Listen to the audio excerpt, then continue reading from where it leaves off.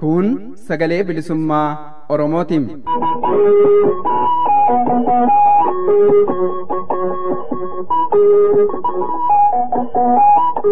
Sagaleen bilisummaa Oromoo dambalii gabaabaa meetir baandii 19 kiiloo heerzii 15,420 irratti jimaataa fi dilbata galgala sa'aatii 8 haga sa'aatii 8 walakkaatti afaan Oromootiin, roobii ammoo galgala sa'aatii 8 haga sa'aatii 9tti afaan Oromootiin wal duraa duubaan qophiilee dabarsuu amma jalqabama. Kun sagalee bilisummaa Oromootiin.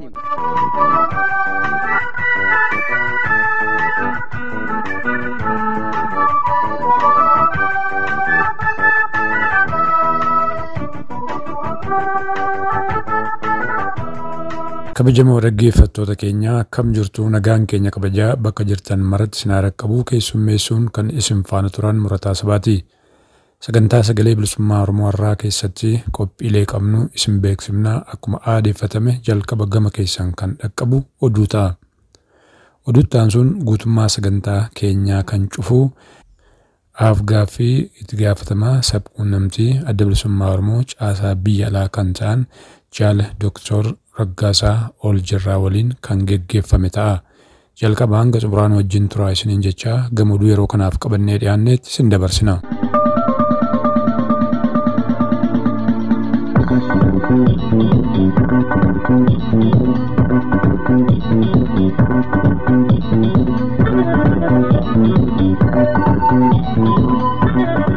Irra deebi'uudhaan ashamaa akkam jirtu dhaggeeffattoota keenya kabajamoo fi jaallatamoo, sagalee bilisummaa Oromoo sagantaa afaan Oromoo irraa oduu isaa kanaaf qabnu qabannee dhiyaannee jirraa. Oduu waliin Anayyaantu Bulchaati.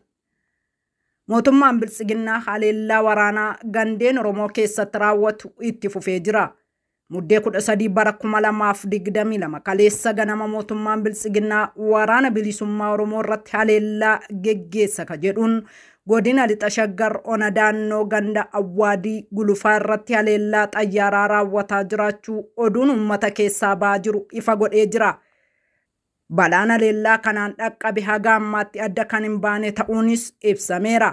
Haleellaa xayyaaraa mootummaan Biltsiginnaa baatiyoon koloolessaa irraa qabee haga ammaatti godina lixaa fi giddugala Oromiyaa irratti fudhataa jiruun lammiileen Oromoo dhibbootaan lakkaa'aman du'anii, dhibboonnis qaamaa irratuun, manneeniif qabeenyi baay'een barbadeeffamuun kan yaadatamudha.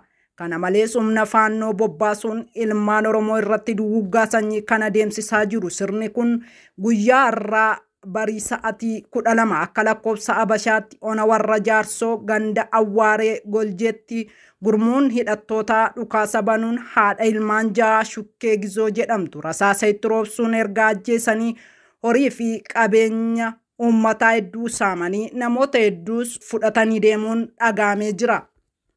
Haaluma wal fakkaatuun guyyaa dheengaddaa godina Horroo Guduruu Wallaggaa aanaa Muuruu keessaa halkan finxaaleeyyiin seenuudhaan ganda Haroo Waaloo qarqara magaalaa Oborraa kataate keessatti uummata hedduu irratti ajjechaa raawwatanii qabeenya hedduu saamuun dhagaamee jira.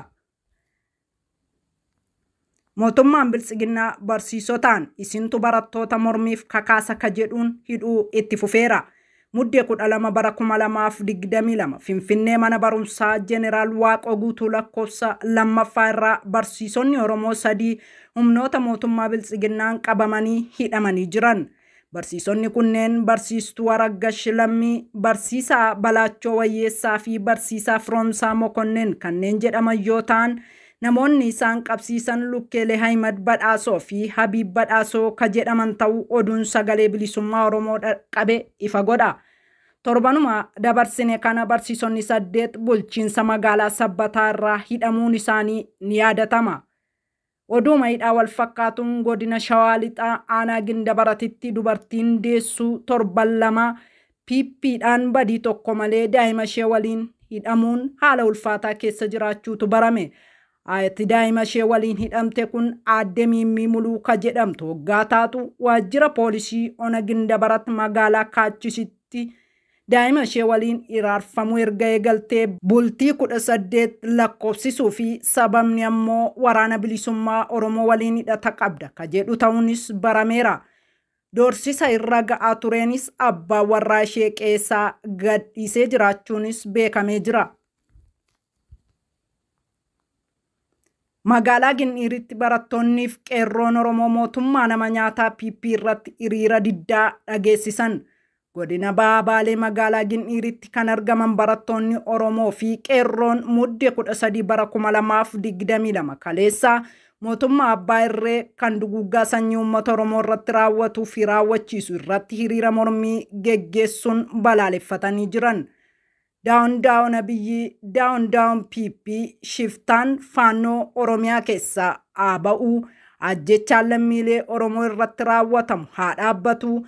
Qaamni ajjechaa raawwateef raawwachiise seeratti haa dhiyaatu ka jedhuu fi kan kana fakkaatu dhaadannoolee isaan dhageessisaa turan keessaa warra ijoo ta'uu oduun nu ga'e ifa godha. Waraanni mootummaa PP mooraa waraanaa magaalaa Ginniiritti argamu barattootaa fi dargaggoota kanatti dhukaasuun hiriirri kun akka bittinnaa'u yaalaa turuu kan ifoomse oduun arganne namoota dogdoqqee yookaan mootorsaayikilii dhuunfaa qaban irraa funaanuun uummata irrattis reebicha raawwatuu hubachiisa. Miseensonni paarlaamaa PP Oromiyaa bakka bu'an ajjechaa fi buqqa'uun Oromoo hedduu akka isaan yaaddeesse dubbatan. Ajjechaa fi buqqaatiin Oromoo irratti adeemsifamaa jiru hedduun yaaddeessee jira ka jedhan miseensonni paarlaamaa PP Oromiyaa irraa bakka bu'an kunneen hacuuccaan Oromoo Walloo irratti ga'aa jirus hatattamaan dhaabbachuu qabaa ka jedhus dhaammatan.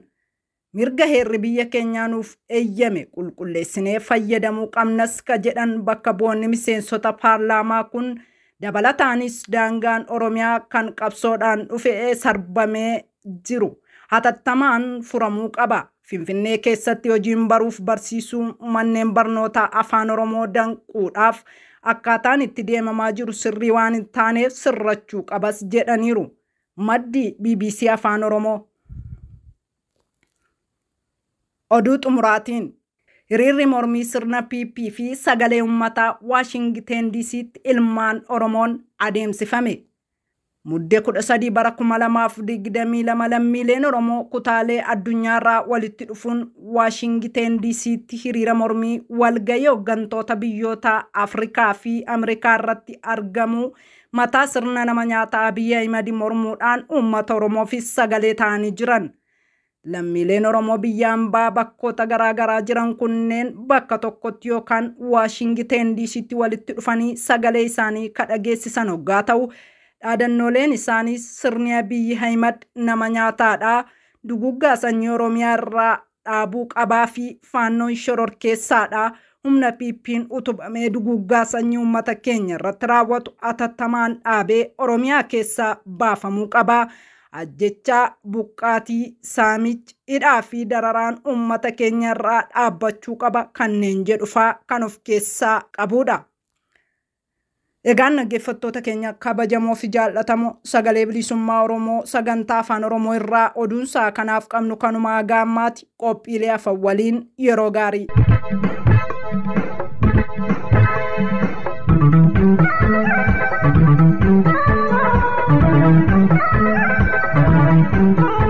Dhaggeeffattoota keenya kan nagaa jirtan kun sagalee bilisummaa Oromoo sagantaa afaan Oromooti. Qophiin keenya oduu isin dhageessisuun jalqabee itti fufa.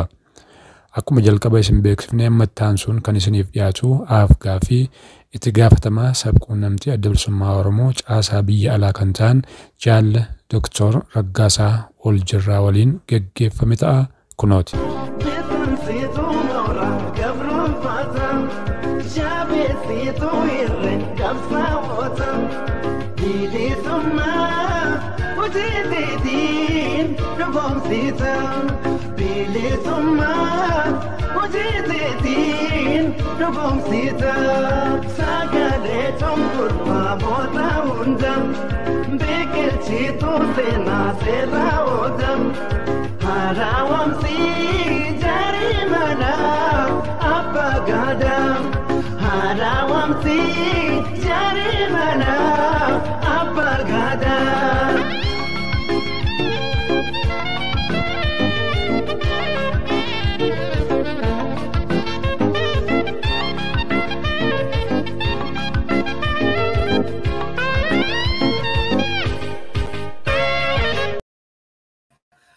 Harka fuune ashamaa akkam jirtu dhaggeeffattootaa fi daawwattoota keenya kabajamoo fi jaallatamoo sagantaa keenya har'aatiin keessummaa tokko isiniif qabadhee dhiyaadheen jira.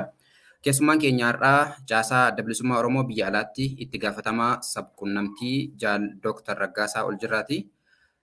Jaal Dr. Raggaasaa baga nagaan gara qophii sagalee bilisummaa Oromootti dhufte. Raawul jaallataa fi qopheessitoota sabaa'oo anaaf carraa kana kennuu keessaniif hedduu galatoomaan jedha. Si waliinis bifa kanaan walitti deebinee wal arguu keenyaaf baay'ee gammada.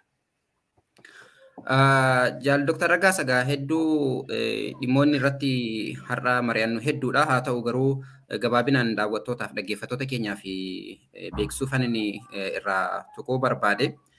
Weerarrii fi duulli duguggaa sanyii uummata keenya irratti biyya keessaa fiinxaaleeyyii fi diinnan Oromoo addatti kan sirna naftanyaa duraanii deebisuudhaaf hamoommataa jiranii fi yakka duguggaa sanyii kana hin jedhamne uummata keenya irratti geessisaa jiran kanneen kan raawwatamaa jiru akkaan ulfaataa akka ta'e hunduu ni beeka. Mee dhimma kanarratti adda bilisummaa Oromoo muddee 6 bara 2022 ibsaa baaseen uummanni Oromoo guutummaatti waan isaaf danda'ame hundaan roorroo kan akka qolatu jechuudhaan ibsa baasee jira. Sana booda waamicha adda bilisummaa Oromoo taasise kana booda sochiin qeerroo bilisummaa Oromoo barattootaa akkasuma kutaalee hawaasaa adda addaa guutummaa Oromiyaa keessaa akkaan finiinaa jira.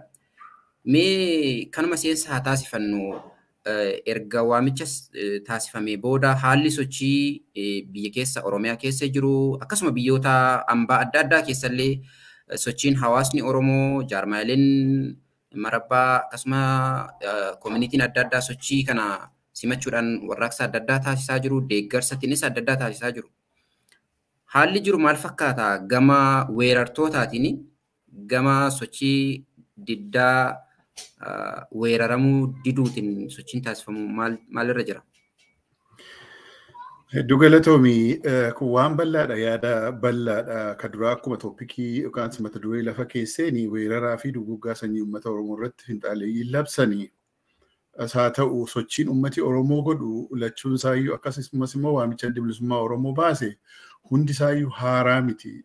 Hundi isaa baakgiraawundii mataa isaa danda'e qaba. Wal qabatee deema jechuudha. Tokkoffaa weerarri fi duguggaan sanyii amma uummata Oromoo irratti labsame waan cal jedhee har'a ka'eetu hin ta'in miidiyaa adda addaa irratti caaffataan yeroo dheeraadhaaf beektonni illee yeroo fudhatanii addunyaa beeksisuudhaaf saba Oromoo caalaatti hubachiisuudhaaf saba Itoophiyaa mataa isaallee muummicha ministeeraadhaan kan hoogganamu paartii PP mootummaa Itoophiyaa dabalatee akka hubataniif dhimmi kun dhimma sisteemik ta'e. Dhimma isaanuu ajandaa godhatanii erga Abiyyi Ahmed mootummaatti as bahee jalqabee immoo caalaatti kan isaan itti babal'iffataa dhufan biyya Oromoo weeraruu duwwaatu hin ta'in kolonaayiz godhanii bakka duriitti deebisuudhaaf kan bara 150 har'aa Atsee Minilik godhe sanatti deebisuudhaaf carraa waan argatan waan itti fakkaatee fi dhimma sisteemik ta'e kana amma yeroon isaa ga'eera. Fakkeenyaaf warri Abiyin yeroo tokko sochii tokko jalqabanii turan gizee ho'aa hunnoo jechuun isamma godhan kana waan lafa jala tolfataa turan waggaa dheeraadhaaf amma carraa gaarii arganneerraa mootummaan amma dhufe afaan Oromoo dubbata.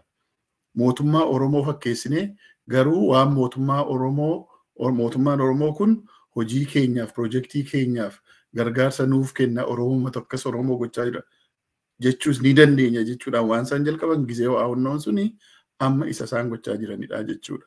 Kanaaf sisteemik ta'e kanatu amma afaan baasee achi as ba'e humna kuufatee humna guddaa kuufatee jechuudha. Ka sochii uummata Oromoo ka qeerroo saba Oromoo waliigalaa fi qabsoo Oromoo adda bilisummaa Oromootiin hoogganamu akkasuma fincilli kun har'a miti kan inni jalqabe Oromoon erga weerarame erga humna Atsee Minilikiin cabee jalqabee yeroo itti taa'e hin jiru. Isa kanas bara dheeraa ibsameera.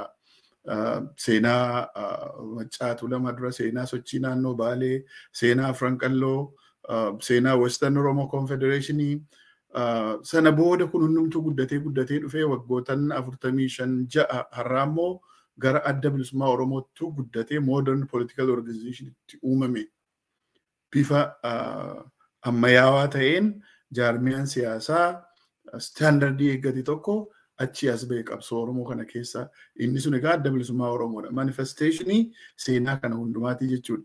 Kanaaf haaraa miti.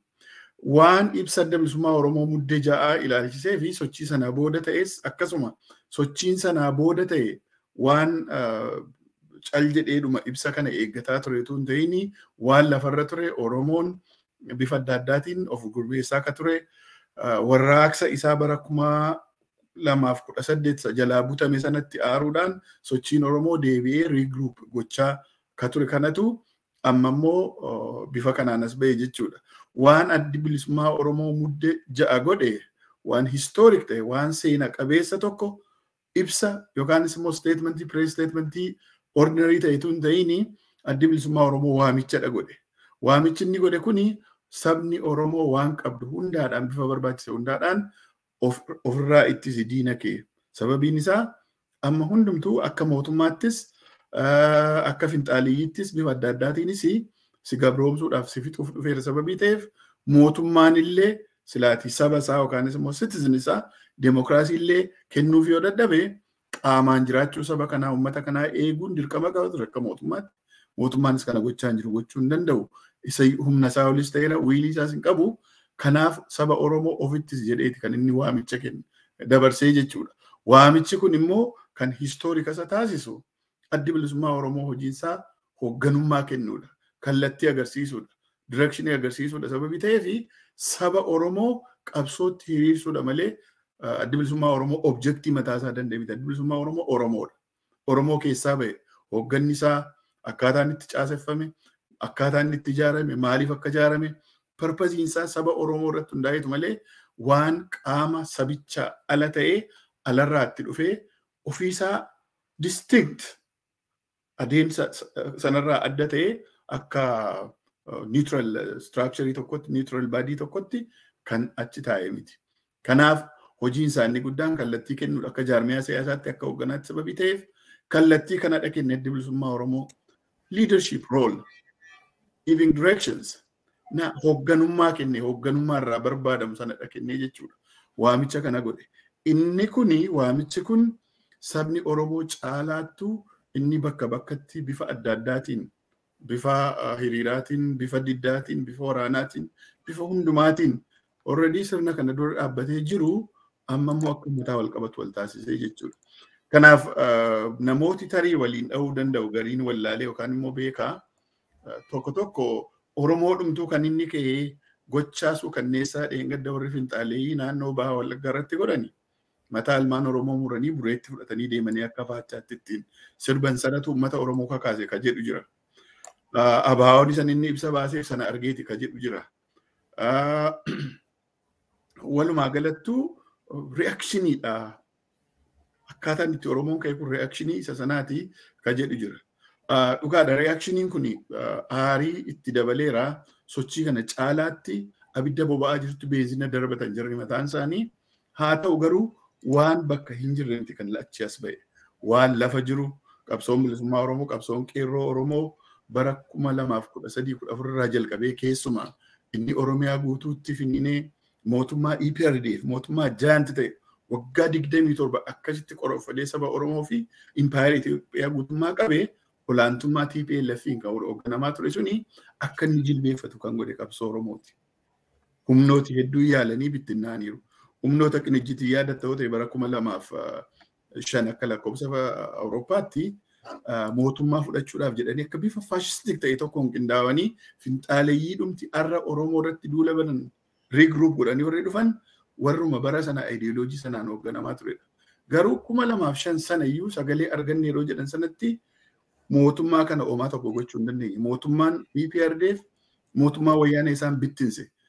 Garii isaanii hidhee garii isaanii biyyaa baasee isaan keessaa namni biyya sana jeequ tokko Biraanuu Naggaa nama jedhamudha. Biraanuu Naggaa biyya kana hidhaa wayyaanee keessaa bahee yeroo dhufe bara 2006 declare godheetu kan inni qabsootti fufee siyaasa Itoophiyaa keessatti ammallee itti deebi'ee saba keenya waraanaanis ministeera barumsaa ammaa ta'ee dhaloota Oromoo doomsuudhaaf imaammata inni baasaa jiru waanuma bara 2007 sana jaarmiyaan qinijjit jedhamu erga jala diigame booda erga wayyaaneen isaan bittinsitee booda biyya kana dhufeetu ani siyaasa Itoophiyaatti kanan deebi'ee fi Itoophiyaa Oromoo irraatii hambisuudhaaf balaa Oromoon itti fidurraa Itoophiyaa fayyisuudhaaf safeguarding Ethiopia from the Oromo jedhee itti fufee akkuma dhaadate sanattarraa ministeera barumsaa filateetu ta'e namni kuni mootummaa kana keessatti sagalee hin arganne paartiinsaa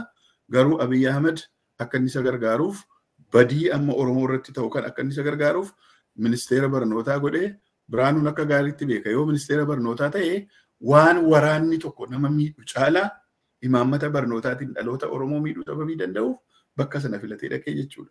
Namni waraanaan si balleessu waraanni saba tokko lafarraan balleessu nama si jalaa ajjeesa fira keenya ajjeesa akka dhuunfaatti si gaddisiisa garuu akka sabaatti si balleessu hin danda'u.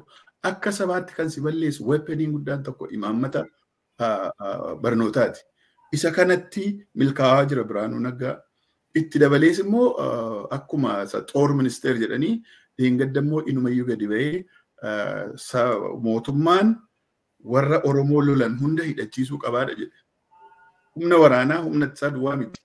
Finxaaleeyyii faannoo jedhaman duwwaa miti.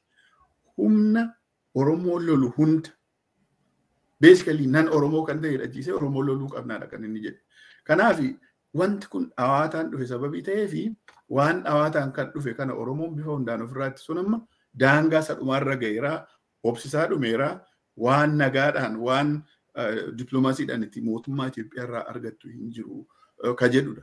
Kanaaf sabni Oromoo muuxannootti qaba. Gara duubaatti si deebise sabni Oromoo dargaggeessi Oromoo muuxannootti qaba. Mootummaa EPRDF fakkaatu jilbeeffachiisee unfortunately namoota akka Abiy Ahmediif immoo carraa kennee warraaqsi keenya hatamuusaa waa dheeraarraa haa ta'uneerra. Warraaqsa hatame bara 2018 warraaqsa jalaa hatame kanatti sabni Oromoo guutummaatti gaabbeeraa akka gaariitti hubateera. Akka jaarmayaatti nuti yeroo sana dhaabbii nuti fudhanne sirrii ture. Yeroo sanattis warraaqsi jijjiirama hin finne warraaqsi kun ni hatame kan jedhu addi bilisummaa Oromoo fakkeenyaaf yeroo gara biyyaatti deebi'u mootummaa yeroo sana ture EPRDF booda dhufe sana wajjiniin EPRDFtu ture in fact yeroo sana EPRDF wajjin kan inni negotiate godhe. Jijjiiramni hin dhufne haa ta'u garuu waan nagaan argatamuu malu yoo jiraate yoo carraan jiraate saba keenya keessatti gallee qabsoo keenyatti fufnaadha malee Finfinneetti deebinee taayitaa arganna ka jedhu abjuu akkasii qabaatee hin beeku addi bilisummaa Oromoo hin qabaannes. Kanaaf qaamni sadeeffaan gidduu haa taa'u. Mootummaan kun waan amma walii gallee dhoksaatti waan walii gallee ni gana sababii ta'eefi.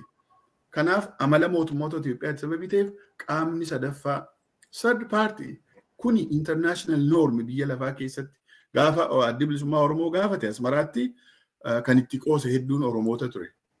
Maaliifii mootummaa Oromoodhaa biyyiif lammaan afaan Oromoo haasa'u isaantu mootummaa Itoophiyaa fudhateera. Oromoof Oromoo gidduu akkamitti turjumaanni seena ka jedhu namooti gara qoosaatti illee geessan. Kanaaf adda bilisummaa Oromoo irratti gaangaappii kan godhe Oromoota ture. Intellectually dabalate. Gariin isaanii immoo yeroo sana warra adda bilisummaa Oromoo keessaa ba'anii dafanii gama mootummaatti mootummaa kana jabeessina jedhanii warra itti seenan sababii turaniif sagalee guddaa godhatan walitti dhufanii diinota keenyas ni hiriirfatanii Oromoof Oromoo gidduutti turjumaanan barbaachisu kan jedhu suni gara ummata burjaajessuutti deebi'ee addi bilisummaa Oromoo hayyee bifa fedheenu yoo gananis ni ganu biyya keenyatti deebinee saba Oromoo gidduu teenyee qabsoo kanatti fufnaadha. Arra kan ta'aa jiru sana.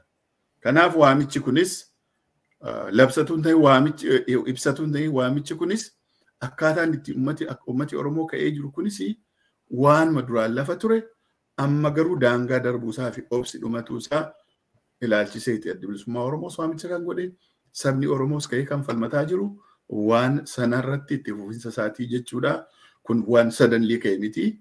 Finxaaleeyyiin Amaaraa amma faannoo afaan baasanii ifatti Wallagga kan keenya Oromiyaan kan keenya Shawaan kan keenya inni jedhu kuni amma gaa ifatti baasaniitu gabba'an jechuudha.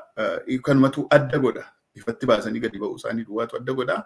Finfinnee keessattis akkasuma torban darbe manoota barnootaa Finfinnee keessa jiran adda addaa tokko keessatti yeroo alaabaan Oromoo alaabaan isayyuu alaabaa bulchiinsa naannoo sanaati. Alaabaa OPDOti. Alaabaa Oromoo isa dhugaayyuu miti. Kanaaf alaabaan haa fannifamuu afaan Oromootiin mazmuriin haa jedhamu yeroo jedhamu hiriira ba'ame sana bifa nama gaddisiisu akka saba biyya tokkoo taanee jiraachuu akka hin dandeenye kan mul'isu Inuma Oromootti sirbanii እናት ኢትዮጵያ የደፈረሽ ይውደም amma jedhamutti harmee Itoophiyaa akkasii salphise yasalphatu amma jedhanii nutti sirbanii Oromoo irratti sirbanitti gaan biyya isaa walakkaatti jechuudha. Handhuura Oromiyaa Finfinnee keessatti እናት ኢትዮጵያ የደፈረሽ ይውደም jedhanii afaan Oromoon gaaffii gaafatee jennaan Oromoon mirga gaafatee jennaan የደፈረሽ ይውደም jedhanii. Ambiraa miningiin qabu kan daffare akka isaan jedhanitti Oromootu Itoophiyaa daffaree jechuudha. Kanaaf Yihudamiin sun kan baduu barbadaa'uu qabu ummata Oromoodhaa jechuudha. Jaarmiyaas miti. Namoota individually leadership miti. Oromoodha. Amma kun saba Oromoo irratti Finfinnee irratti geeraramu ga'e jechuudha. Kanaaf labsi adda bilisummaa Oromoo waan qabduun bifa sii danda'ameen ofitti siinii obsa sadhumaa agarsiisuu isaatii jaarmicha akka jaarmiyaatti kallattii argisiisuun akkuma isin jedhe dirqama isaatii isa kana kan inni godhe sabni Oromoos isa sanatti jira jechuudha. Kaan boodatti dhufuu dandeenya. Fayyaa ta'e Dr. Galatoomi waa hedduu kaastee daawwattootaaf dhaggeeffattoota keenyaaf ibsite. Akkuma ati sirraatti tuqxee jirta wanni hedduun duullee ammaan tana gaggeeffamaa jiru kun waan yeroo dheeraadhaaf itti qophaa'amaa ture ta'uusaa wanneen mul'isan dugda duuba deebinee waa hedduu kaasuu ni dandeenya. Yerootti uummanni keenya balaa sirnichi uume fi balaa hongee uumamaatiin dhumataa jirutti humnoonni kun karaa lamaan ittisamaa turan. Karaa tokkoon karaa seera qabeessa seerri biyya keessa hin jiru. Karaa seeratiin muummee ministeeraa biyyattii kan baanamu Abiy Ahmediin dabalatee duulaa jiru dhugaadhaa Itoophiyaa ittisaa jiru sichillee ni duulu sichillee ni lolu jedhamee afaan guutamee wanni isaan godhaa jiran seera qabeessummaa yookaan legitimate taasifamee deeggarsi godhamaafii ture ifaan ifatti jecha. Karaa kaaniin dinagdee fi waan adda addaatiin deeggaruu dabalatee jechuun karaa mootummaa humna ittisaa biyyattii raayyaas haa ta'u humnoota adda addaa duulchisuu dabalatee. Karaa kaaniin mootummaan maqaaf bulchiinsa mootummaa naannoo Oromiyaatti jedhamu kan Shimallis jala jiru yookaan Shimallisiin hoogganamu mallaqa miiliyoona hedduu naannoo sanaaf kennuudhaan naannoo Amaaraatiif kennuudhaan naannoon Amaaraa immoo ifaan ifatti humna faannoo jedhamee beekamuu fi milishaa naannoo Amaaraa hidhachiisuudhaan leenjisuudhaan meeshaalee waraanaaf waan barbaachisan hundaa guutuudhaan yeroo dheeraadhaaf waan itti qophaa'amaa turan akka ta'e waanuma beekamu jecha. Inni ammaa kun roorroo sadarkaa xumuraarra gahe amma booda namummaa namni akka namummaatti namummaa dhabee namni akka namaatti jiraachuu yoo dadhabe yoo of ittisuudhaaf seerri isaaf hin hojjetu ta'e waan qabu hundaan humnaan waan qabu hundaan of ittisuun mirga uuman isaaf kenne heera biyyattii keessatti illee namni yoo du'aaf kan aggaamamu taate jedhama heerri biyyattiin jirtu biyyuun jirtu. Asirratti wanneen inni Dr. Isinii kaasuu barbaade irra hedduu yoo ka'u yaagariituun higgannaa higga mangisti lo'aalaabii jedhanii afaan fi jechoota heera biyyaa fi waan akkas fakkaatan kakaasuuf ni yaalu qondaalonni biyyattii. Biyyi isaan baanan tun biyya kami? Biyyi nuti beeynu Oromiyaadha. Itoophiyaan impaayera waggootuma asaana dhiyoo keessa malee isaanuu imperial Itoophiyaa jechaa turanii waggoota isaanan kana kan federaal Itoophiyaa maaloo jedhanii kan sirreessan bulchitoonni yookaan bittoonni asaanan jechuudha. Kanaaf impaayera kana ummata akka sabaatti Oromoon ammayyuu jiraachuu hin qabu. Akka sabaatti jiraachuu hin qabu. Daangaa naannoo Amaaraa miti naannoo isaayyuu ni weerarra ni kaasna ni dhabamsiisna jedhanii waan ati akka sabaatti deebitee ofiin jechuun malee namummaan Oromootu namummaa namaatu namummaadhuma saba kanaatu mulqanii sadarkaa kanatti ifaan ifatti yeroo duulanitti gama mootummaati wanni deebisaan kenname tarkaanfiin irratti fudhatame tokko iyyuu bakka hin jirretti gama kaaniin immoo kunoo karaa nagaa harka duwwaa bahanii uummata akka meeshaan qabannee wayita ajjeefamuu nurraa haa dhaabbatu weerarri keenya haa dhaabbatu jedhee uummanni Oromoo dargaggoonni barattoonni bahanitti humna itti bobbaasanii reebuu fi hidhuun kun ni jira. So biyya kam ijaaruudhaaf kan biyya ittisuu jedhamu. Gaaffii gaarii gaaffiin inni jabaan isa sana mootummaan jiraayii mootummaan bakka sana jiraayii waa'ee biyya isa kamii haasa'u biyya balleessanidha. Gara duubaatti nu deebisa ibsichi ibsa yookaan waamicha adda bilisummaa Oromoo godhee fi akkaataa ammatti sabni Oromoo ka'ee mootummaan protectii godhu hin jiru mootummaan sirraa waa ittisu hin jiru sababii ta'eef seerri hin jiru Kanaaf ofittisi seera deeffadhu, mootummaa kee uummadhu. Mootummaa ce'umsaa adda bilisummaa Oromoof kaafaawwan waggaa 2 dura wixinanii irratti gartuun PP, kaadirooti PP fi muummichi ministeeraa mataasaa irratti duulanii hoogganoota adda bilisummaa Oromoof hoogganoota kaafaawoo hidhaatti naqanii. Kan amma hoogganoota adda bilisummaa Oromoo harki 75 ol mana hidhaatti jiranii. Sababii kanaati sababii ta'eef isa kana restoorii godhachuudhaaf ofii ka'iidha inni guddaan. Mootummaan immoo inni protection irraa eeggatamaa ture. Caalaattuu akkumatu amma lafa keessee muummichi ministeeraa Abiy Ahmed faannoon qaama seenaa keenyaati. Seenaatti boonnuudha. Faannoon allantaa keenya qabeenya Itoophiyaa sababii ta'eef faannoon jiraachuu qaba, jabaachuu qaba, hidhachuu qaba jedhee ka faannoo hidhachiise mootummaadha. Kanaaf grievansiin inni guddaan naasuu guddaa yoo kan fide faannoo akkasitti morma Oromoo kutee biyya isaatti fudhatee akka faachaatti eebootti diree magaalaa keessa naannessatti sirbu kuni eessaa bahe eessaa hin baane mootummaa Itoophiyaatu maqaa mootummaa Itoophiyaadhaan warri PP warri Abiy Ahmed jedhan isaan hidhachiisanidha. Isa kana ifaa ifatti paarlaamaa isaa irratti dubbateera muummichi ministeeraa. Itti dabalee pirezidaantii naannoo mootummaa naannoo Oromiyaadhaan inni ofiin jedhu Shimallis Abdiisaa waggaa tokko dura hin ta'u waggaa baatii 10 akkas yeroo ta'u keessa barreen gaddaa jechuudha. Birrii miliyoona 100 bulchaa naannoo Amaaraa Dr. Kaffyaalaw jedhamu somebody Kaffyaalaw Ilqaal Kaffyaalaw nama jedhamu fi doolaa birrii Itoophiyaa miliyoona 100 bajetii faannoo specifically akka kanatti designated ta'e faannoo ittiin akka leenjisan faannoo akka ittiin bobbaasanii fi shanee jedhu isaan Oromoo loluu yeroo barbaadan shanee jedhu kan isaan maqaa godhanii ittiin lola kana labsanii shaneen sun waraana bilisummaa Oromoodha. Oromoo Liberation Army. Amma shanee inni jedhu suni maqaa Oromoo hundumaa ta'eera. Maqaa sabboonaa Oromoo, maqaa Oromoo of baree dammaqee gaaffii gaafatu. Maqaa saba Oromoo guutummaa isaa ta'eera shaneen. Kanaaf faannoo kanaa waa lamatu jira, interestii lamatu jira, interestii walitti hin dhufne. Warri finxaaleeyyiin warri faannoo kana bobbaasanii mootummaan naannoo Amaaraa finxaaleeyyiin eliitiin isaanii inni biyya alaa jiru bara dheeraa isatti qophaa'aa ture.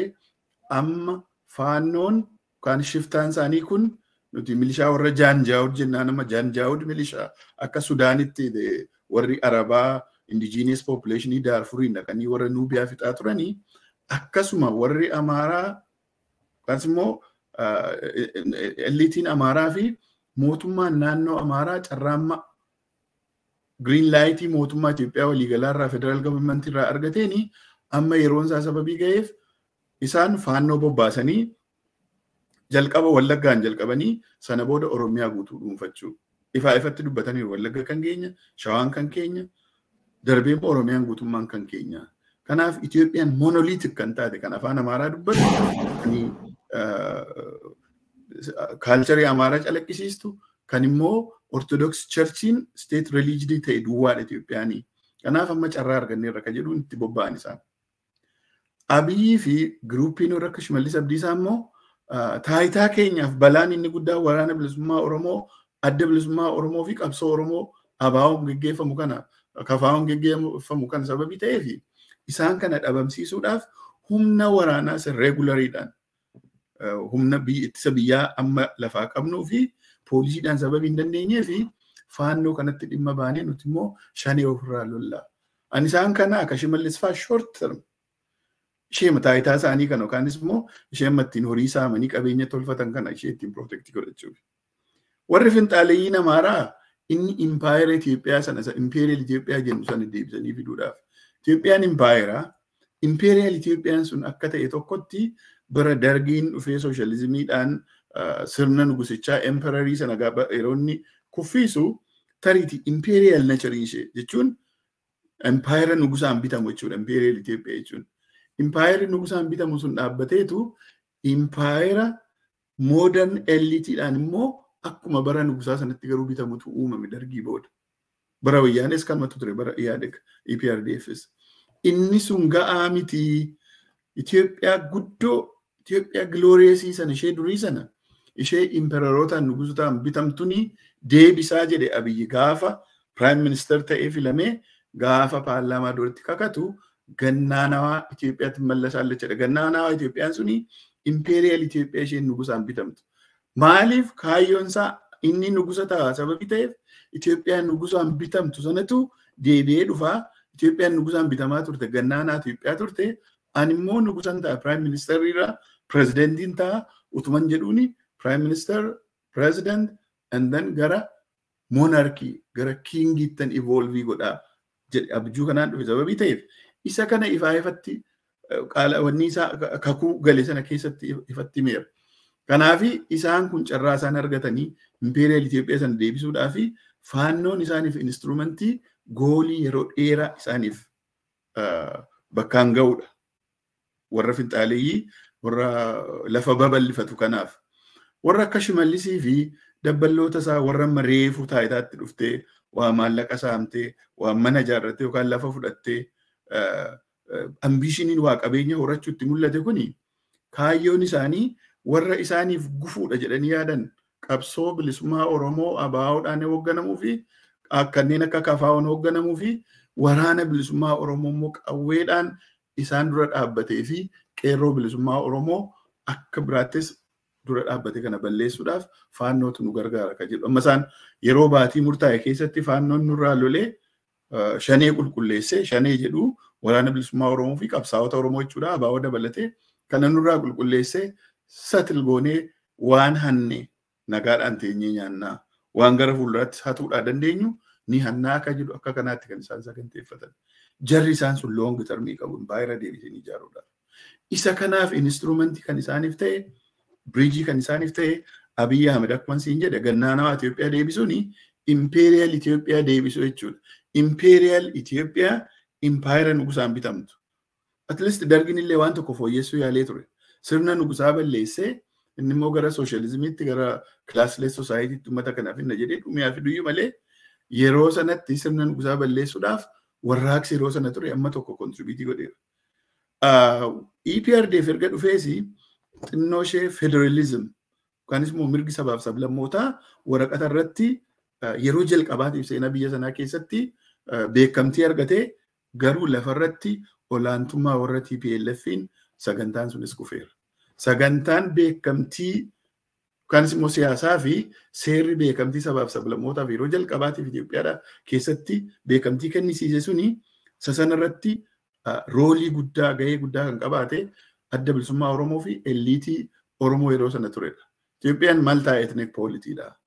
Kanaaf sabni Oromoo kana keessatti saba guddaa saba qabeenyi isaa duwwaatu hin ta'in saba eenyummaan isaa aadaan isaa afaan isaa sabummaan isaa irraa saba biteef yaanni hiree ofii murteeffachuu akka dhugoomuuf dursa sabaaf sablammoonni Itoophiyaa keessa jiran guutummaatti beekamtii argachuu qabu. Beekamtii argachuun immoo kan itti mirkanaa'u dhimma naannoo isaanii ammatti ofii isaanii ofiin ol bulchuu fi dhimma isaanii naannoo isaanii irratti murteessuu isaan dandeessisu federal arrangementiin haa ta'uudha yeroo sana kan irratti walii galan. Silaatii federal arrangementii sana booda biyyooti sabaaf sablammooti sabni guddaan akka Oromoo immoo amma biyya mataasaa uummachuutti mirga akka argatuu fi article 39 kan keessa galche humna adda bilisummaa Oromoodha malee TPLF illee hin ture. Isa kanadha yeroo hundumaa adda bilisummaa Oromoo irratti kan duulchisu. Waggoota 40-50 kana amma immoo addatti isayyuu erga Abiyyi Ahmed dhufe immoo caalaattu adda bilisummaa Oromoo irratti humnooti Itoophiyaa ijaaran hundumtuu akka isaan irratti duulan kan godhuu fi hundeedhaan imperial Itoophiyaa kan bakka irraa sochoose qabsoo Oromoo fi adda bilisummaa Oromoo ture. Isa kanatu deebi'ee haaromaa jira gama Oromootiinis. Isaanis fiigicha sadhumaa fiigaa jiru. Oromoonis tarkaanfii sadhumaa fudhachuu qabaadha. Amma labsii nama godhame. Galatoomii ulfaadhu Dr. Dhiifamaa jidduuttan addaan si kute waa'ee humnoota impaayera Itoophiyaa sana deebisanii ijaaruuf tattaafatanii fi warreen ammoo mirga saba isaaniitiif qabsaanii akkuma uummata Oromoo mirgi uummanni tokko biyya isaa ijaarrachuu ofii isaatiin of bulchuu qabu kabajamuu qaba warreen jedhan jidduudha kan falamiin yeroo dheeraadhaaf deemaa ture. Amma immoo sadarkaa sanarra iyyuu dabarree jirraadha.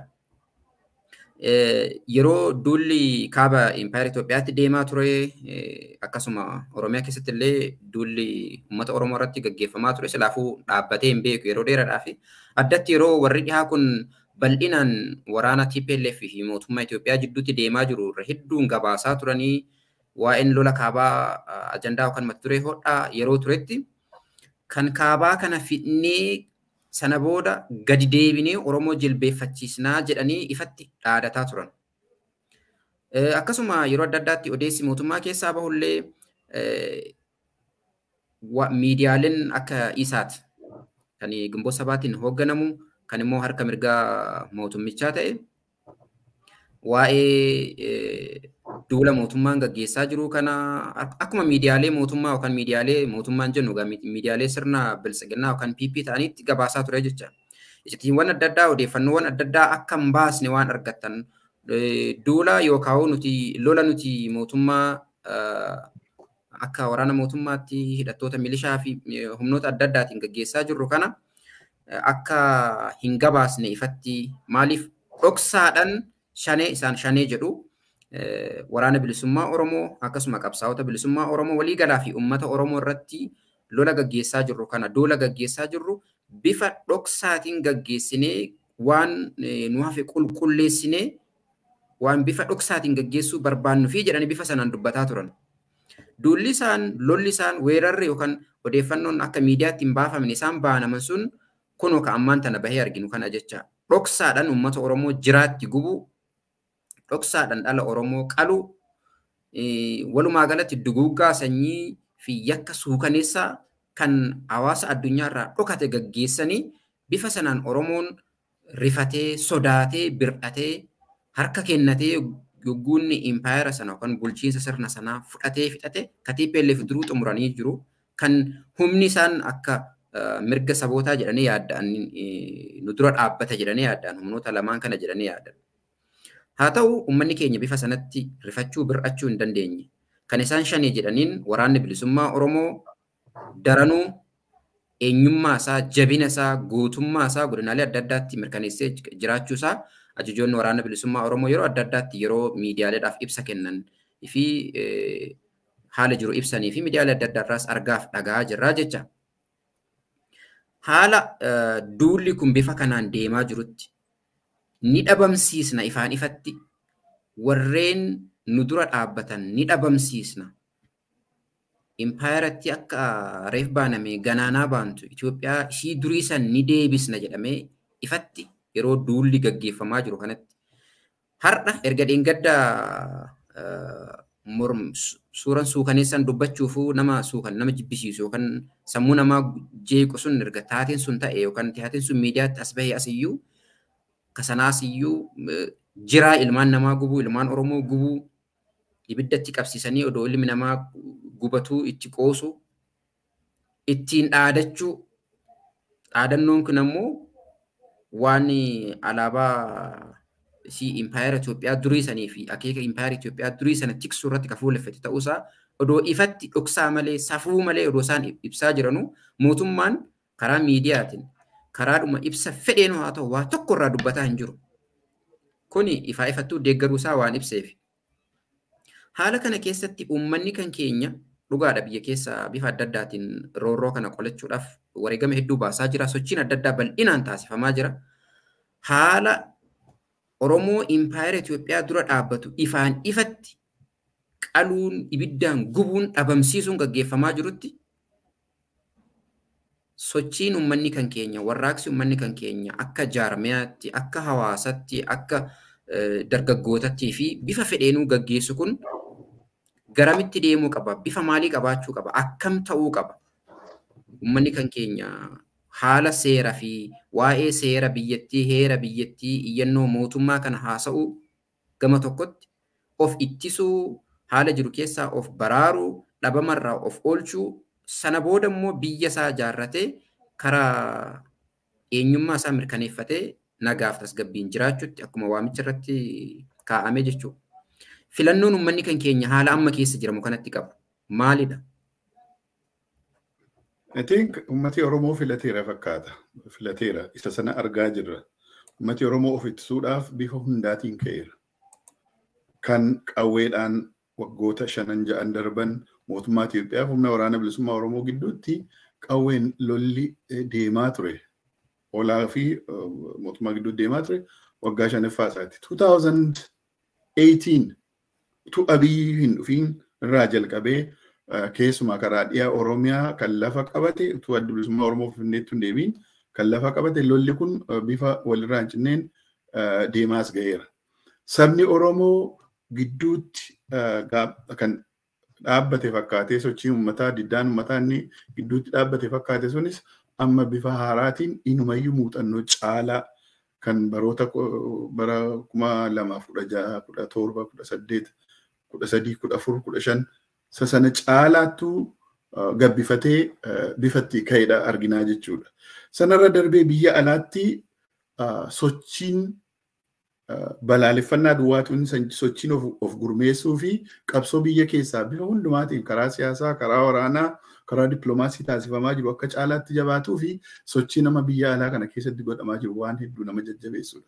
Guyyaa kaleessaa akka fakkeenyaatti yoon si fudhadhe Minisootaa keessatti waldaa hawaasa Oromoo Minisootaatti Oromooti dhibbootaan kumatti siiqan biyya kanatti wal ga'anii gochaa suukanneessaa finxaaleeyyiin faannoo saba Oromoo irratti godhani.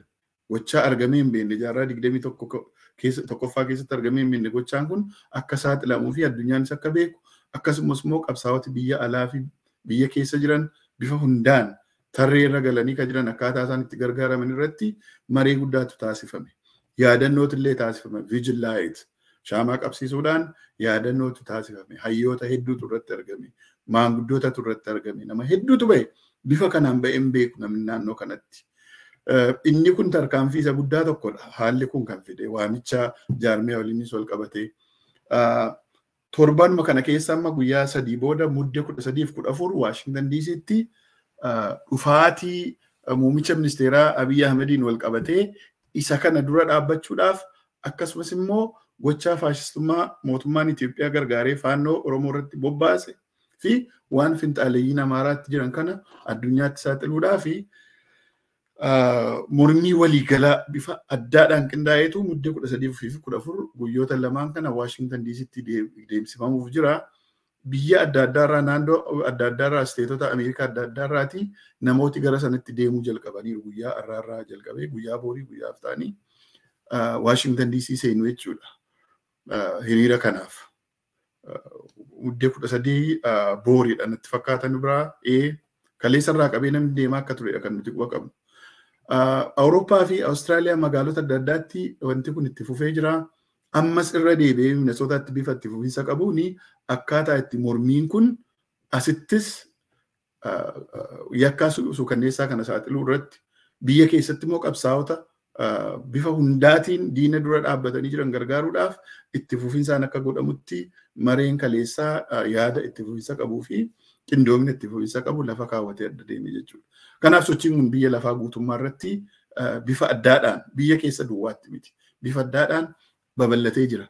Bakki inni itti dhaabbatu Oromoon bilisa ta'ee lammata daangaasaa cabsee akka namni itti dhufnetti daangaasaa fi sirna siyaasaa tolfatee akkaataatti jiraachuu malu. The right to self-determination isa jennu sana. Political arrangement akkamii barbaada Oromoon isa jedhu isa sanaaf hanga ga'utti lola dhaabbatu sochii dhaabbatu ta'ee mul'atu. Gama mootummaattan sii deebi'a waan hedduu kaaste waan isaan godhan.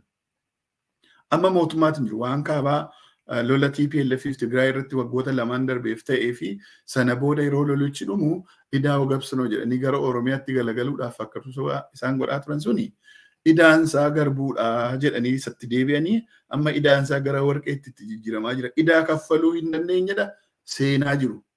Isatti dhaadatan sana kan isaan gochaa jiran. Akka dhaadatanitti garuu idaa sana isaan kaffaluu danda'uuf hin deemani. Mootummaan akkuma duraan jenne addi bilisummaa Oromoo kan inni waamicha godheefi mootummaan si ittisu hin jiru Oromoo ofirraa ittisi kan inni jedheefi mootummaan kan jiru mootummaan amma jiru waraana geggeessuu duwwaadhaaf bakka sana kan jirudha.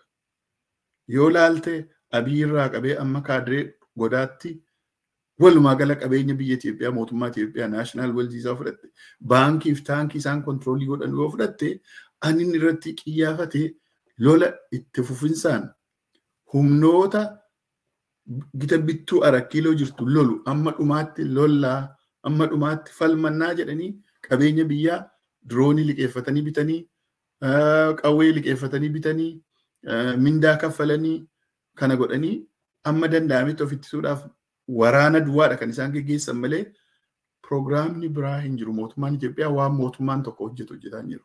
Kan inni hojjetaa jiru ifaa ifatti hojii waraanaa qindeessuu fi amma danda'ametti saba kana walumaa galatti saba Itoophiyaa waraanuudha. Maaliif Itoophiyaa keessatti humnoota lama akkuma duraan jette humnoota lamaan kana humnoota impaayera Itoophiyaa deebisee ijaaruuf tattaafatuu fi humnoota cunqurfamoota Itoophiyaa keessatti mirga sabaaf sablammootaa mirga akka sabaatti mirga mataa keenyaa mirga of bulchuu qabna kan jedhu humnoota kana lamaantu wal dura dhaabbatee jira. Namooti federalistii fi unitary forces jedhee akka kanaatti kaa'u. Akkas miti federalizimiin political arrangementidha malee ideology miti mataa isaatti. Fakkeenyaaf Oromoon yoo bilisa ba'e yookanis immoo Oromoon ofiin of bulchuudhaaf federal arrangement filachuu danda'a, confederal arrangement filachuu danda'a, independent republic filachuu danda'a. Federalismiin isaan kana keessaa political arrangement tokkodha. Kanaaf humnooti wal dura dhaabbatanii jiran humna cunqursaa fi humna cunqurfamaadha.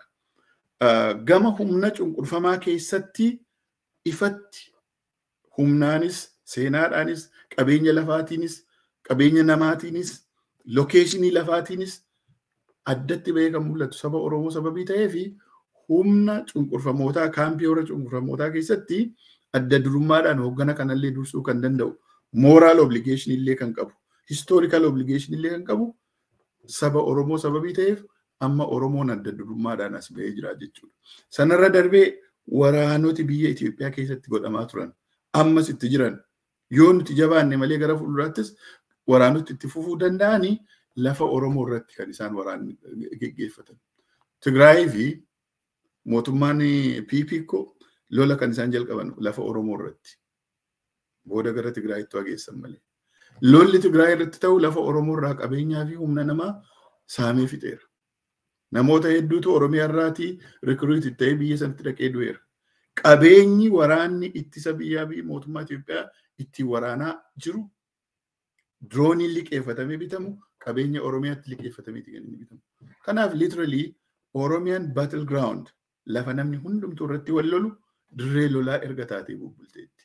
Oromiyaan akka dirree lolaa hin taaneef lola kana ofirraa qolatee Oromoon lola kana gara warra wal loluu barbaadutti gara shiftii goosisuu.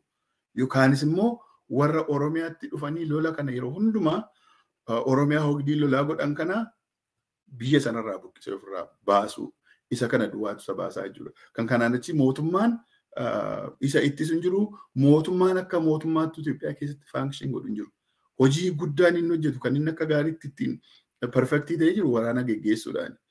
Waan kaabaa maaliif waan Oromoon dubbatamu yoo jenne inni seenaan isaa dheeraadha yeroo adda addaa ibsineerra. TPLF dhugaadha ofirraa lolaniiru akka gaariitti lolataniiru lakkoofsa amma kanaa qabaatanii impaayera amma kanaa ga'u qabeenya ammasii fi humna namaa ammasii irratti bobbaasa waggaa lamaa oliif akka ganatti godhanii qabaniiru. Lammaffaa immoo kan isaanii dhumaatiin isaanii lolli isaanii dhageettii guddaa argateera. Jarri kun waggaa 27f mootummaa ta'anii fira hedduu horatanii dippiloomaatota hedduu horatanii faranjii keessaa bulchiinsa biyya Awurooppaa fi biyya Ameerikaa keessaa kan amma taayitaarra jiran dabalatee kanneen ritaayir godhanillee ammoo akka advisory groupitti mootummoota Awurooppaa fi Ameerikaa warrillee gorsan firoota TPLF turani. Waggaan 27 yeroo dheeraadha. Dippiloomaasii keessatti fira dhuunfaa fi fira poolitikaa horachuun salphaa miti. Eliitii isaanii soodhatti murannaa qabu of course eliitii Oromoo caalaa. Fakkeenyaaf amma Dr. Tewoodiroos Adhaanoom yoo fudhatte itti gaafatamni isaa World Health Organizationidhaaf. Organizationii jaarmiyaa internationalii tokko kan inni hoogganu. Garuu carraa argate kanaan dhumaatii saba isaa waltajjii gurguddaa argate irratti akka isaatti namni publicize godhe hin jiru. Doktor qabxii kan isin dhufa dhiifama gara qabxii kan tan isin dhufa waa yaanuu kaasofan ture reef wanni nani hanga kam ummanni kan keenya filannaan inni qabu hireen inni qabu yookaan gara kamitti deemuu qaba maal gochuu qabaa inni nan jedhee fi tokko sababa kana fakkaatanii jecha ammayyuu dhugaadha biyya keessa warreen Finxaaliyyaa Amaaraa, milishaa naannoo Amaaraa jedhamanii walumaa galatti warreen weerartoonni akeeka impaayera Itoophiyaa durii deebisuu suni qaban suni bifa tokkoon yookaan akka gurmuu tokko keessatti Oromoo lolaa jiru. Gama Oromootiin, gama saba keenyaa, uummata keenyaatiin, uummata keenyaa fi biyya keenya Oromiyaa dhimma ilaallatuun qabsoon gaggeeffamaa jiru hammam hadheeffannee jirra. Hawaasni keenya biyya keessa jiru murannoo inni qabu, sochii inni taasisu, karaa qabsoo hidhannootiin kan gaggeeffamaa jiru argaa jirra. Dhaloonni har'a jiru dhaloota weerartootaa fi warreen duguggii sanyii raawwatan baqatu sodaatu miti. Barbaachisaa taanaan dhaloota morma isaallee kennu, dhaloota lubbuusaa bifa barbaachisaa ta'e hundaan kennu ta'uu guutummaa guutuutti argineerra. Kun waan nama shakkisiisu miti jecha. Murannoon kun kan isaan shororkeesse ta'ullee hubanneerra. Akkasuma immoo namni lammiileen Oromiyaa, Oromoonni fi kanneen adda addaa akkasuma warreen waa hillan qabsoo bilisummaa Oromoo ta'an bakka bakka sochii kana cinaa dhaabbatanii yeroo sochii kanaaf fiixa baasuudhaaf tattaafatan inuma argamaa jechuudha. Haa ta'u ammayyuu sadarkaan murannoo nama keenyaa, sadarkaan hadhaa'uu nama kan keenya wanni nurra ga'e kun hammam nu hadheessee jira. Yoo hadhoofne, yoo akka malee muranne hayyoonni akka amma Dr.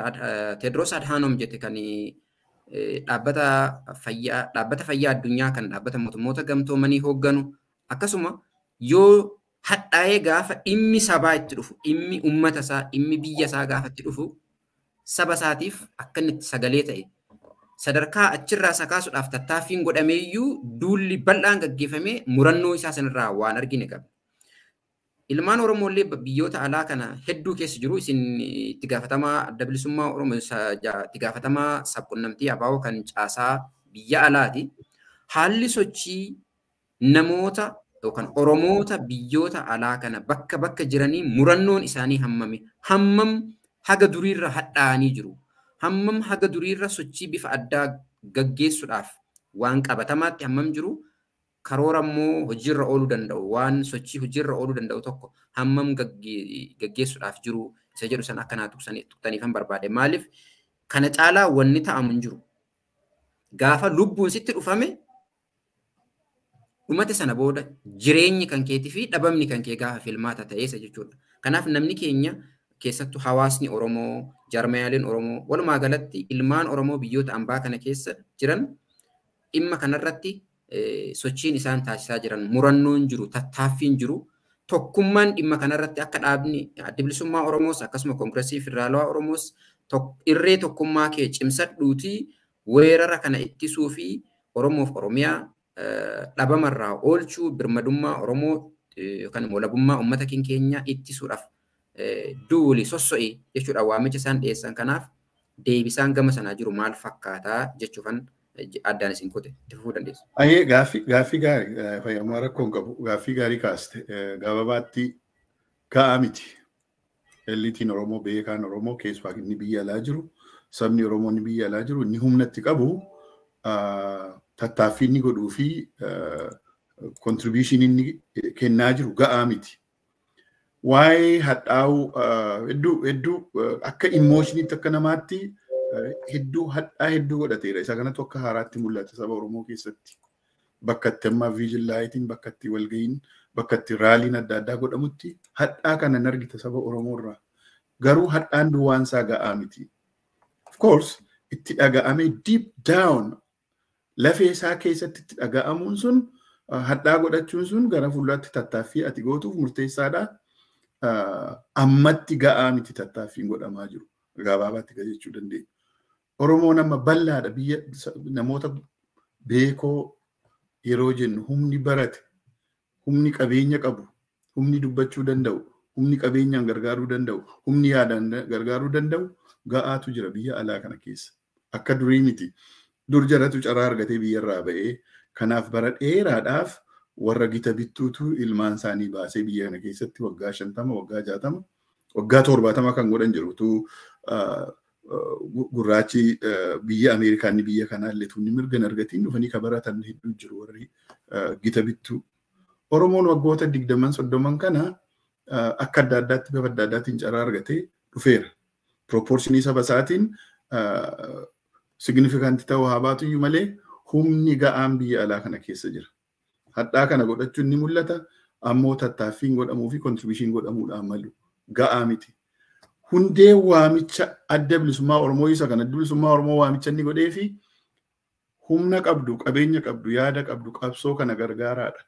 Asirratti Oromoon kan inni hubachuu qabu labsii addi bilisummaa Oromoo baaseef akka jaarmiyaatti yookaan immoo akka paartii poolitiksiitti deebii kennuun namni hundumtuu dhalataan Oromoo tokko qabsoo kana gargaaruun miseensa jaarmiyaa tokko ta'uu sanfeesisu.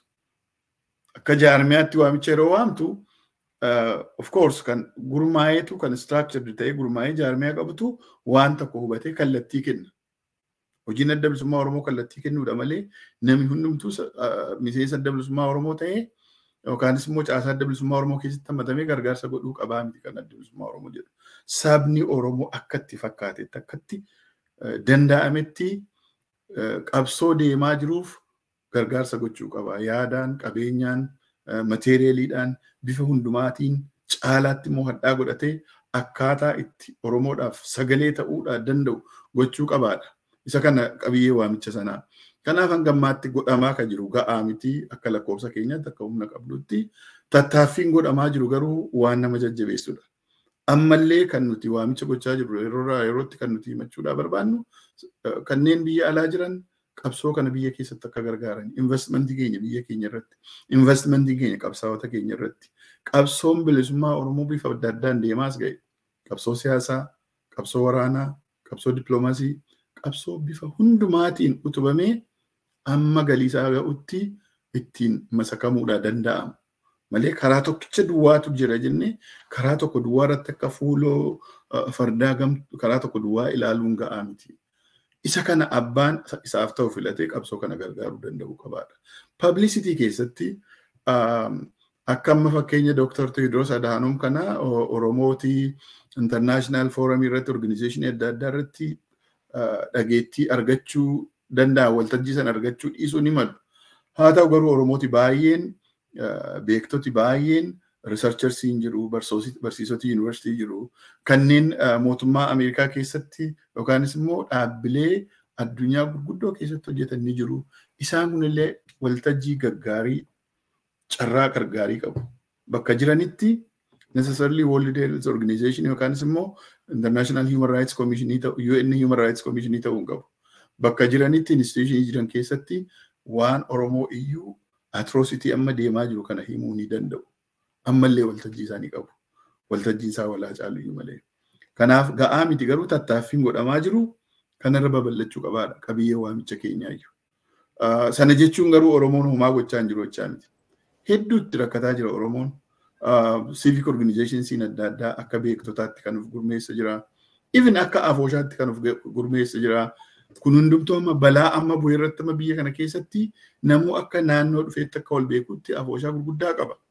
Afooshaalee kana keessaati kan akka Wabii Maccaa naannoo dhiyaa Oromiyaa Wallaggaa, kan akka Shanangibee, kan akka Sikkoo Mandoo, kan akka Afran Qalloo, kan akka Odaa Nabee, kan akka Waldaa Baarentummaa hedduutu jira. Isaan kunillee rakkoo biyya keessatti amma saba keenya buqqee irratti ta'aa jiru kanarratti guyyaa kaleessaa walitti birmatanii contributionii godhan qabu.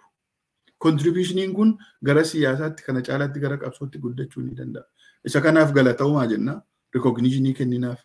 Guyyaa kaleessaa raalii naannoo Minisootaatti ta'e keessatti bakka bu'ootillee dhufanii dubbatan. Oromoon hedduu of course hadhaa godhateera. Naannoo tokko duwwaa irratti isaan xiyyeeffatan Oromoon kan inni irratti stressii qabus gochaa jirus Wallagga duwwaa irratti miti kan isaan duulan amma karaa Wallaggaa dhufanii iyyuu malee. Oromoo irraa fi Oromummaa irratti kan isaan duulan. Akka nuti waa'ee naannoo keenyaa duwwaa haasofnu dhaloota naannoo sanaa sababiin ta'eef ani naannoo dhaloota waa'ee Wallaggaa duwwaa akkan haasa'u garasitti nu dhiiba diinni. Lakkii achi hin deemu. sabni Oromoo ka daangaa Amaaraa wajjin wal daangessu hundumtuu dhiigaas ga'e. Wallagga duwwaadhaan hin jalqabne. Amma isa dhiyeenya kanaatu bal'inaan Wallaggaan piroojeektii godhatanii kaabarraa yeroo as deebi'an itti galagalan malee karaa Darraa, karaa Salaalee fudhattee, karaa Karrayyuu, karaa Boosat, karaa East Shawaa fudhattee dhaqee amma Kamisee amma Walloo guutummaa isaa ga'utti naannoon Oromoo, lafti Oromoo naannoo Amaaraa wajjin wal daangessu hundumtuu akkuma Adaamii Agamsa cinaatti Biqileetti dhiigaas ga'e dhiigaa jira.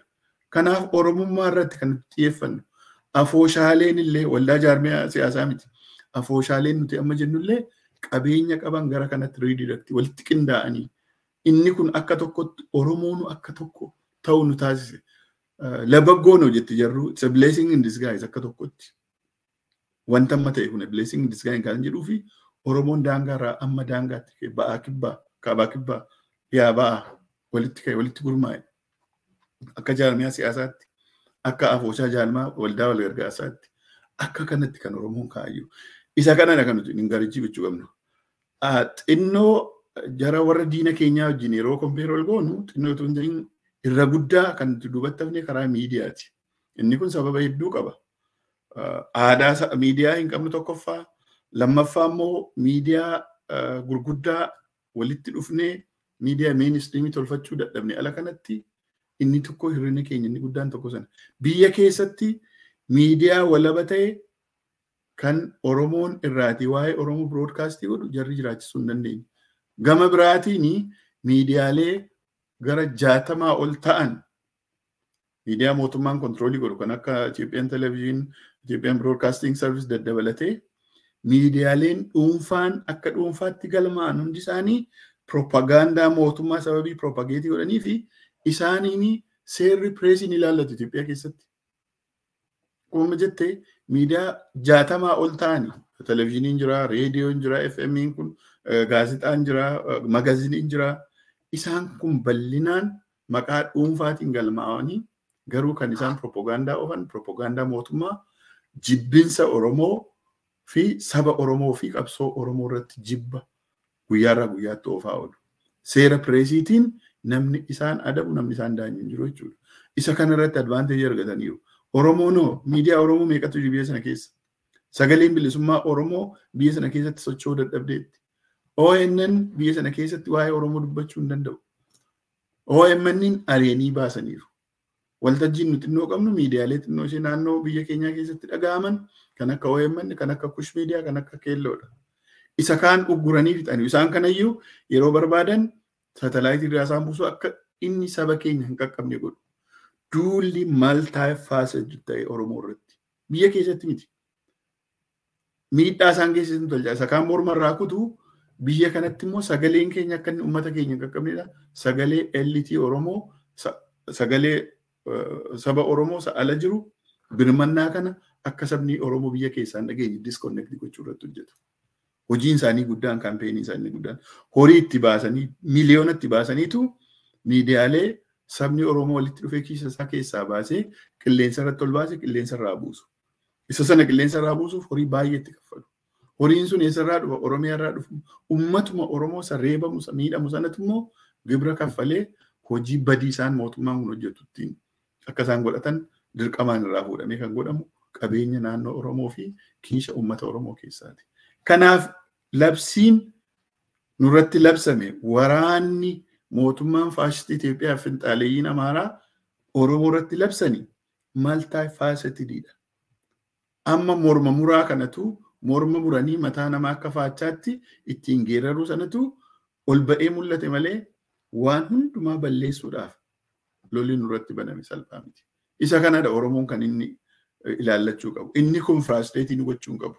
Oromoon successfully sirna kana dura dhaabbateera. Diinni itti baay'atu iyyuu malee.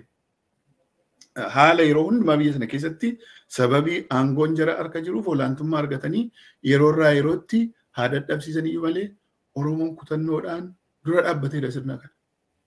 Guyyaa tokko garaa laafee fi compromise godhee hin beeku. Of course nu keessaa warri Itoophiyaaf gara laafina qaban politikeenyaan tokko tokko jaarmiyaa kana keessaas jaarmiyaalee biraa keessaas akka biraattis dhaqanii PP'tti dabalamanii ammallee mootummaan kun mootummaa Oromooti warri jedhanii jiru. Isaan kun lakkoofsaan utuma gaddeemanii utuma uqqatanii nama tokko lama sadiitti galaniiru. Inni kun saksasii qabsoo Oromooti. Injifannoo qabsoo Oromooti kun kan Oromoon kana beekuu qaba. Warri Itoophiyaa leellisaniif warri PP leellisan. Sagaleen inni kaleessa abbichuun ilma abbaa gadaatii ijoollee abbaa gadaa taayitaarra jira jedhu inni kaleessa 1000 ture dhibbatti gadi bu'aa. Kudhanootatti gadi bu'aa. Amma sagalee lama sadiitti galeera. Yeroo murtaa'e booda sagaleen kun hin bada. Gantuu isheenuu keessaa akka kanatti of keessaa baasaa jiraachuu keenya isa kanallee beekuu qaba sabni Oromoo jechuudha. Warri kaanis akkuma edaa gabsi jedhan tariitii edaan gabsii kan ta'u kan isaaniiti. Kanaaf gama miidiyaatiin duulli isaan godhaniif anjaa isaan argatan qabsoo keenya irratti miidhaan nurraan ga'eera. Isa kana garuu callinne ittiin ilaallu. Yaadati sila kaastemma propagaandaa inoofiinaa waan kana dhoksinee ajjeefnaa waan ta'aa jiru kana nu gargaaraa hin jiru. Propagaandaas nu gargaaruuf goota nu gargaaraa hin jiru jedhee gurbaan Yoonaataan Tasfaayee Raggaasaa jedhamu sarkulaarii ni dabarse argeera.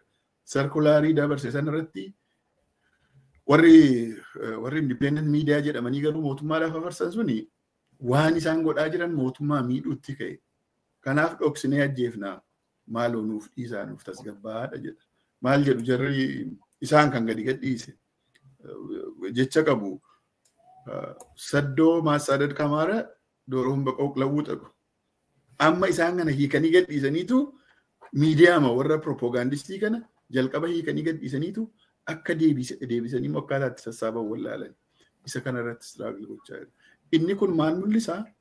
Qabsoon Oromoon dura dhaabbannaansaa fincilli Oromoon gochaa jiru. Bifa hundumaatiin, bifa hidhannootiin, bifa siyaasaatiin, bifa dippiloomaasiitiin, bifa diddaatiin qabsoo Oromoon godhaa jiru firii argachaa jira. Mo'aa jira. Qabsoon kun ni mo'a. Qabsoon kun gaaffiin qabu ni mo'a inni tura malee. Ammoo mootummaa kanas humnoota finxaalees muddee qabeera sababii ta'ee fi Oromoon itti fufuudhaa qabaa. Ga'aa miti waan amma ammaatti godhaa jirru sababii ga'aan taaneef isa kana jabeeffachuudha qabna. Kanaaf bakki irra jirru dhimma jaarmiyaa miti, dhimma paartii miti, waa'ee paartii poolitiksii miti.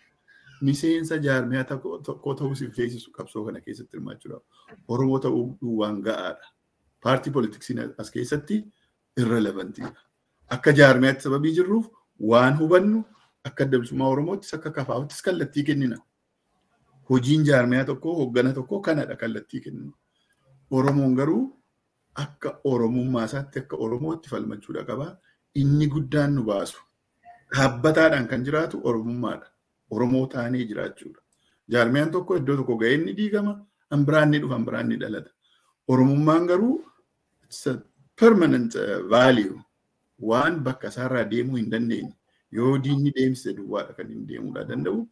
Isa kan immoo Oromoon hin hayyamu. Isa kan argaa jirra jechuudha. Hedduu galatoomi Dr. Maa irratti sagantaa keenya gara gudunfuu irra geenyee jirra. Sochiin hiriira fi mormii biyya kan keessa Oromiyaa keessatti biyya keessa deemaa jiru bal'atee jira. Barattoonni dhaabbilee barnootaa sadarkaa tokkoffaa fi sadarkaa lammaffaa irraa kaasee hanga kolleejii fi yuunivarsiitiilee bakkoota adda addaatti kan Oromiyaa keessa jiranii fi kanneen Oromiyaadhaan ala impaayiratii bakkoota adda addaa jiran bal'inaan hiriira gaggeessaa jiru. Ukkaamsaa fi tarkaanfiin farrummaa humna mootummaan ittiin bobbaasen irratti raawwatamaa jirullee isaan dhaabuu hin dandeenye. Hiriirri kun torbaaniif oliif deemaa jira. Kun guyyoota hedduudhaaf deemaa jira walitti fufiinsaan.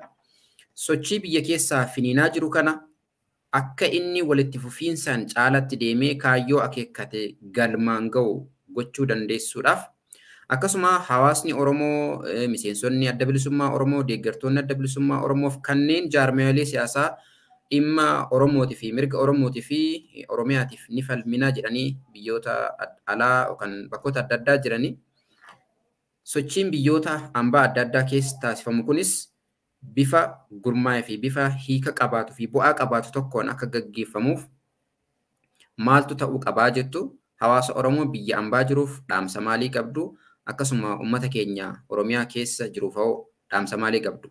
Qophii keenya kanaan gudunfina. Gaarii gabaabaa man jedha kanatti sochiin biyya keessaa deemaa jiru akkuma duraan jedhe muuxannoo bara hedduu kuufatee deebi'ee kan ka'edha malee waan lafa akka tasaa ka'e miti. Muuxannoo kuufate sana keessatti kufaatii isaa bara 2018tiif sababa kan ta'e adda baafateera jedhee namanaa. Jabina isaa immoo mootummaa EPRDF yeroo sanatti jilbeeffachiisuu irratti immoo jabinni isaa maal akka tures gilgaalee ni ilaala jedhee namanaa. Kanaaf amma bifa qindaawaa ta'eenii leadership qindaawaa ta'een gam tokkotti kallattii tokkotti abbaa qaba. Wanni kun ifaadha. Abbaa qaba sababii ta'eef kallattii tokkoon deemuu danda'uudha qaba. Kanneen kana gidduu deemanii borcuudhaa yaalan abbaatti ta'uudhaa yaalan akkuma barichaa isa kanarraa dhaabbatuu qabu. Amma akka bara sanaa yerootti seenaa wal saamnu miti. Seenaa kana yoo jenne seenaan kun seenaa saba Oromoo guutummaa ta'a malee seenaa jaarmiyaa tokko, seenaa gartuu tokko, seenaa namoota murtaa'ee duwwaa ta'uudhaaf hin deemu. Bara 2018 yeroo qeerroon gara injifachuutti dhiyaatetti qeerroon kan abaluuti, qeerroon kan eenyuti, qeerroo abaluutu gurmeessee qeerroo abaluu bifa kanaadhaan namni seenaa saamuutti deebi'eetu kufaatiin bara sanaa qabsicharra ga'ee lubbuu badee fi dhiiga dhangala'ee injifannoo sana fidellee abbaatti gochuun dadhabame qabsoon yeroo sana hatame. Amma lammata sun ta'uu hin qabu sababii ta'eef ofuma abbaatti ta'uudhaaf waan gurmaa'e tokkotti waan tokkotti dhiige tokkotti abbaatti ta'uudhaaf rakkachuu hin qabu gartuun adda addaa keessumaa gama alaatiin jiru. Isa kanan jedha maal akkan jechuu barbaade sabni ni hubata akka gaariitti. Caalaatti immoo explicitly gara fuulduraatti dubbachuu dandeenya. Kanaaf qabsoon qabsoo waliigalaa qabsoo hunda keenyaati.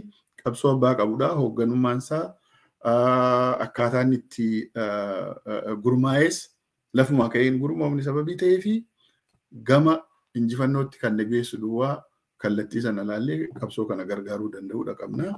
Biyya alaatti qabsoon deeggarsaa deemamaa jiru jaarmiyaa tokkotti jala ta'uu hin qabu. Ifaadha kuni namuu akka naannootti wal gurmeessee akka fooshaattuu akka komitii naannoo jiruuttu Oromoodhaaf sagalee ta'uu qaba. Isa kanaaf jaarmaallee hin barbaachisu. Maaliif Oromoon bakka baay'ee qubatee jira Noorz Ameerikaa kana keessa fudhannee akka fakkeenyaatti. Humna qaba, qabeenya sababii qabuu fi naannoo jirutti sagalee ta'uu danda'a. Qabeenyas kontribiut gochuu danda'a. Kanaaf naannoo jirutti waldaa hawaasaa qaba sabni Oromoo. Waldaa hawaasaa jaarmiyaa siyaasaa irraa walaba ta'e hedduutu jira. Kanaaf akkuma hawaasaatti waldaalee hawaasaa naannoo jiraniin gurmaa'ee saba isaatiif sagalee ta'uu, saba isaa gargaaruu, isa qabsoo kanarratti miidhamu, isa waraanarratti miidhamu madaa'u, isa diddaa kana keessatti demonstreeshinii hiriira nagaa keessatti isa madaa'u, isa qaamni irratu, isa kana hundumaadhaaf wabii taanee gargaarsa kennuudhaaf qophii ta'uu danda'uudha qabna.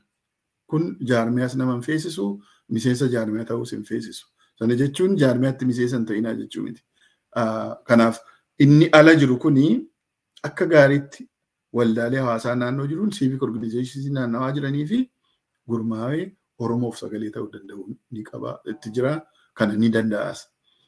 Maaliif jaarmiyaa itti fufee jaarmiyaan ta'u kun waan yeroodhaaf sochii biyya keessa jiru gargaaruudhaaf malee sochii nama addanatti goonu kun itti fufee jaarmiyaan ta'u.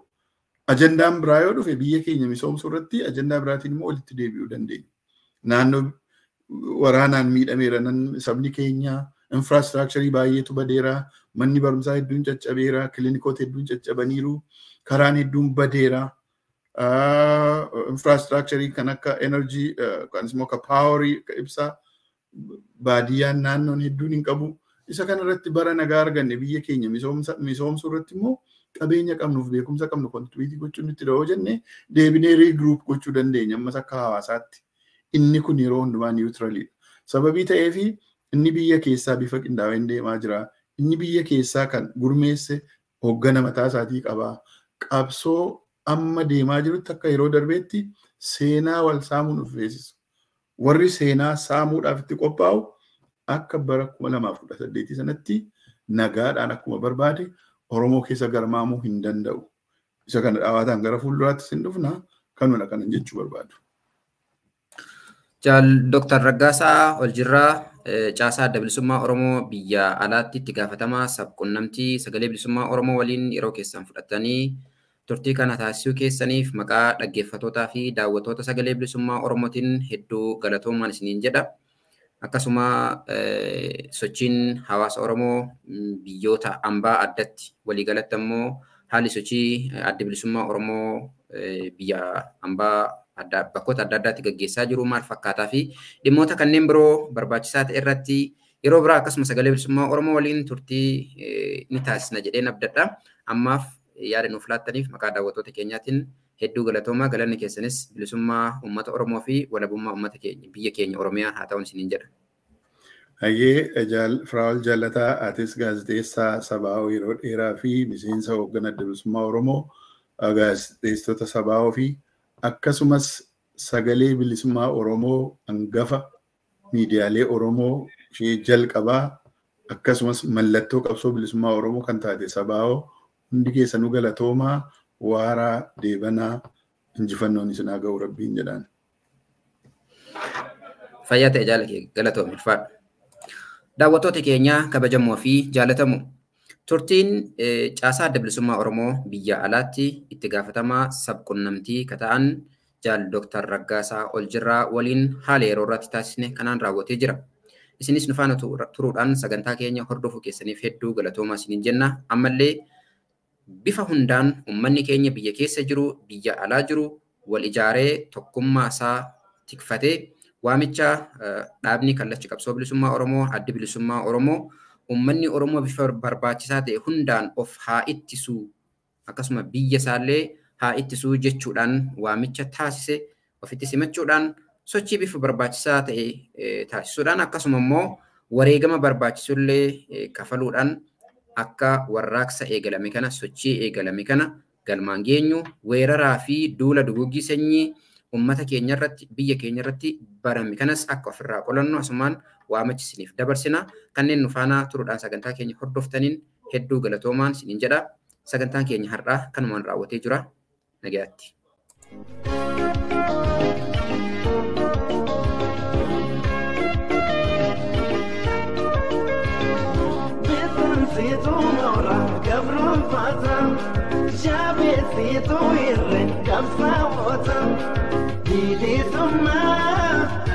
Ujitin dubom sitam bilisumma ujitin dubom sitam sagale tongur pamota undam bekil chitu sena sera odam harawam si jari mana apa gadam harawam si jari mana apa gadam.